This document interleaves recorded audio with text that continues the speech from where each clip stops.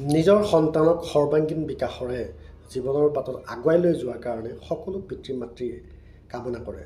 যিহেতু বৰ্তমান খুব ব্যস্ত যুগ, পিতৃ মাতৃ কৰ্মসূত্ৰে যদি চাকৰিয়াল হয় তেতিয়াহ'লে তেওঁলোকৰ সন্তানক বিশেষকৈ স্কুল যোৱাৰ আগত তেওঁলোকক ঘৰত থৈ যোৱাৰ ক্ষেত্ৰত বহুত অসুবিধা হয়। সেনেকুৱা ধৰণৰ অসুবিধাসমূহৰ প্ৰতি লক্ষ্য ৰাখি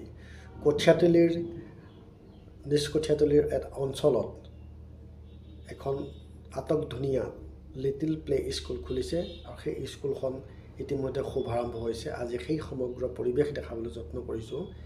ইচ্ছুক যিসকল পিতৃ মাতৃ আছে তেওঁলোকে এডমিশ্যনৰ কাৰণে যোগাযোগ কৰিব পাৰিব।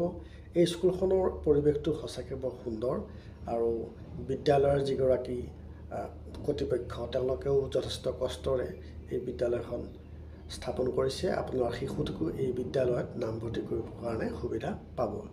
এতিয়া আজি মই আহিছোঁ এই বিদ্যালয়খনৰ উদ্যোগত অনুষ্ঠিত এখন চিত্ৰাংকন প্ৰতিযোগিতা। সেই চিত্ৰাংকন প্ৰতিযোগিতাত আমাৰ পুত্ৰ আৰু জীয়ৰীও অংশগ্ৰহণ কৰিছে। 3 বছৰৰ পৰা 10 বছৰ বয়সলৈকে সকলো ছাত্ৰ ছাত্ৰীয়ে এই চিত্ৰাংকন প্ৰতিযোগিতাত অংশগ্ৰহণ কৰিছিলে। এয়া ছাত্ৰ ছাত্ৰীসকলে তেওঁলোকৰ চিত্ৰাংকন প্ৰতিযোগিতাত অংশগ্ৰহণ কৰাত ব্যস্ত হৈ আছে। ইতিমধ্যে স্কুল কৰ্তৃপক্ষই জনোৱা মতে যোৱা 2 মাহ ধৰি এই বিদ্যালয়খন আৰম্ভ হৈছে। এয়া আমাৰ পুত্ৰ জীয়ৰীও। অৱশ্যে মোৰ ল'ৰাটোৱে এই বিদ্যালয়ত চিত্ৰাংকন প্ৰতিযোগিতাত অংশগ্ৰহণ কৰিব বিচৰা নাছিলে বাৰু। তথাপিতো যিয়েই নহওক স্কুলখনৰ পৰিৱেশটো দেখা পাই সঁচাকৈ অতি সুন্দৰ লাগিলে। গতিকে আপোনাৰ সন্তানটি যদি এই বিদ্যালয়ত এডমিশ্যন দিবলৈ বিচাৰে তেতিয়াহ'লে স্কুল কৰ্তৃপক্ষৰ লগত যোগাযোগ কৰিব পাৰিব।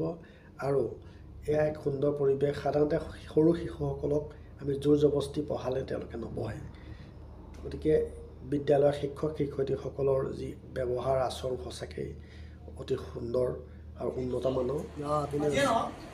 মোৰ পুত্ৰই চিত্ৰাংকন প্ৰতিযোগিতাত প্ৰথমবাৰ অংশগ্ৰহণ কৰি এটা পুৰস্কাৰ পাবলৈ সক্ষম হৈছিলে।